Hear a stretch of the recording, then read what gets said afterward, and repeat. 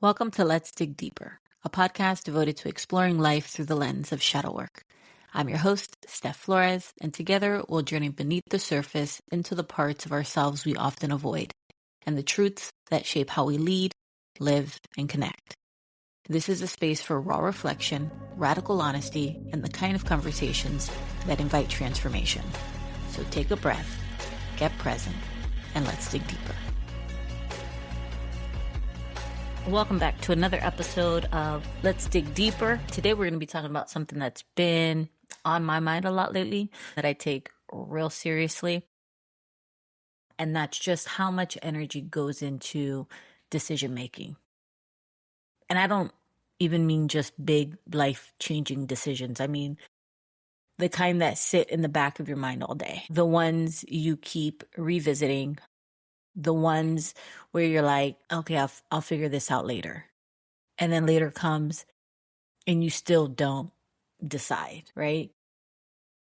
And I started noticing how draining that is. Like, it's not just the decision, it's the holding onto it, the thinking about it, the going back and forth, the almost deciding and then not deciding at all. And I was like, why does this feel so heavy? Right? Why does this feel like so much pressure? Because logically, right, it's just a choice. But it doesn't feel like that. It doesn't feel like it's just a choice. It feels like pressure. And I want to start here because I think we all do this. And we all say, I just need more time. And again, sometimes that's real. Sometimes you truly do just need more time. But a lot of the time, it's not about time. It's about what the decision is going to force you to deal with. So think about something simple. Even something like deciding to leave a job, you might say, I just need to think it through more. But if you're honest, you've probably already thought it through, right? What you're really thinking about is losing stability or explaining it to people, starting over, whether it be in a new company or new career, or not knowing if the next move is a better move. And that's what you're sitting in, right? It's not confusion. It's not time that you need. It's what comes after that decision is made. And I've caught myself doing this too, right? Saying I'm processing something when really I'm just delaying the moment I have to act. Because once you decide, things move. And that's what feels most uncomfortable. And I think we underestimate what decisions require of us. We treat them like they're just mental. And I don't think they really are. I think a lot of times decisions are emotional as well, right? Every real decision asks us, are you willing to let something go? Or are you okay being uncomfortable for a while? Or can you handle the unknown? And that's a lot. So let's say you're in a relationship, for example, that doesn't feel right anymore. Deciding to leave isn't just, should I stay or should I go? It's, am I ready to be alone again? Am I okay hurting someone? Am I okay being judged? Or can I trust myself to rebuild? And those things are heavy. And honestly, it makes sense. Of course, right, with certain decisions, there's going to be hesitation, but that back and forth feeling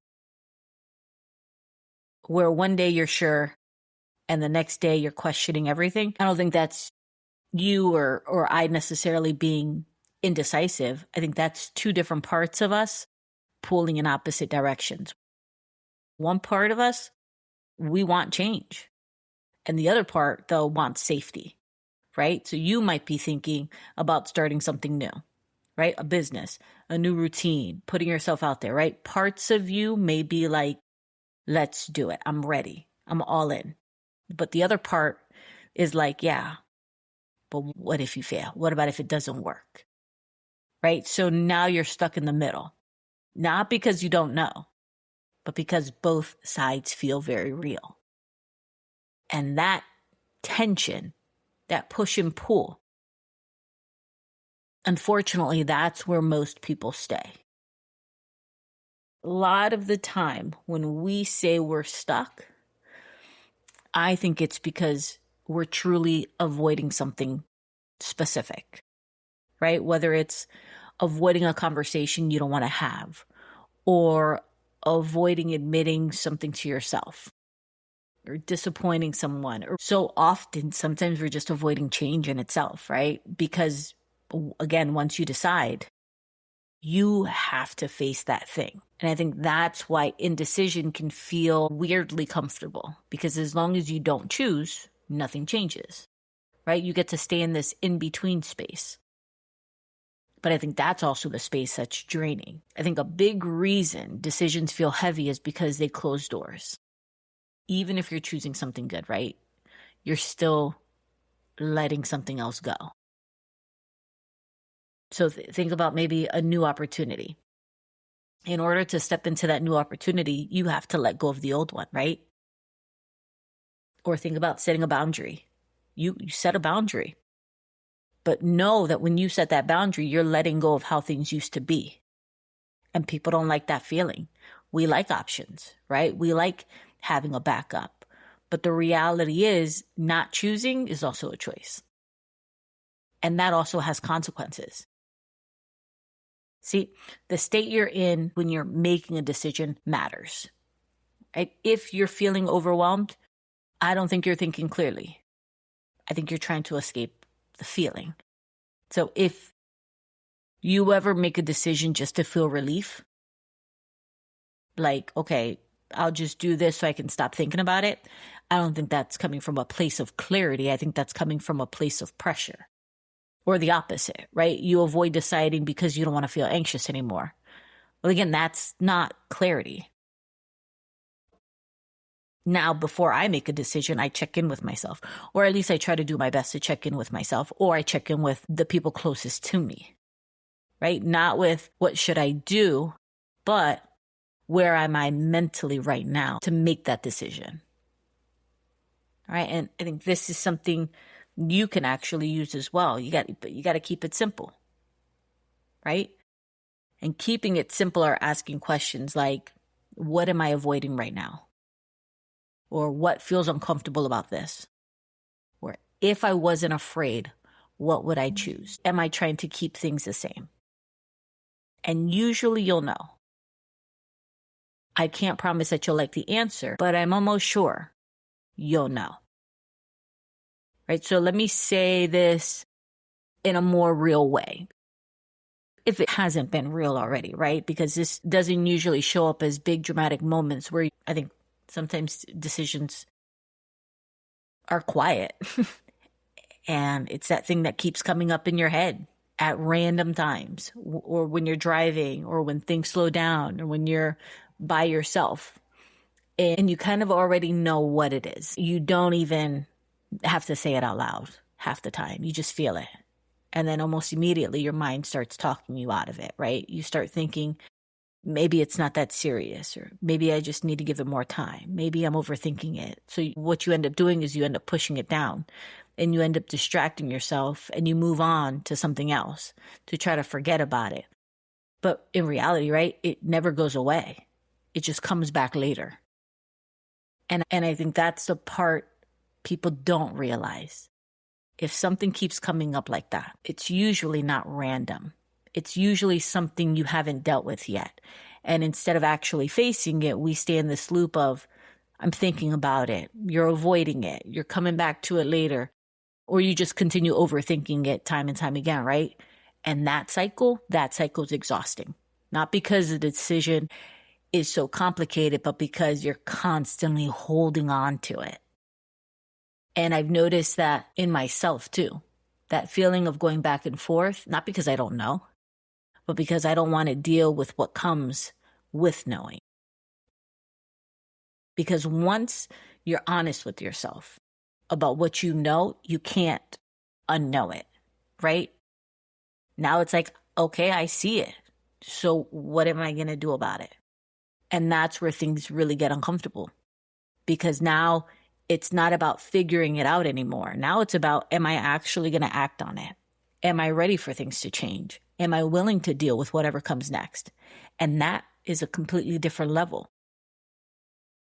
So instead of making a decision, we kind of just sit in it. half in and half out, right? Telling ourselves, I'll deal with it later. But later keeps coming and nothing changes.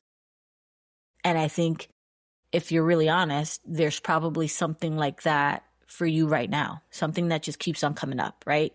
Something you keep circling back to, or something you've thought about more than once.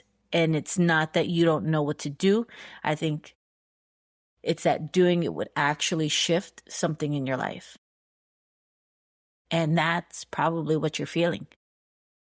So instead of asking, why can't I decide? I think a better question might be, what changes if I do? Because that answer right there is usually the reason you've been holding on to it. There's no version of a meaningful decision. I think that feels perfect. If you stay, right, there's discomfort. If you leave, there's discomfort. If you try, you're going to feel that discomfort. If you don't, you're still going to feel that discomfort.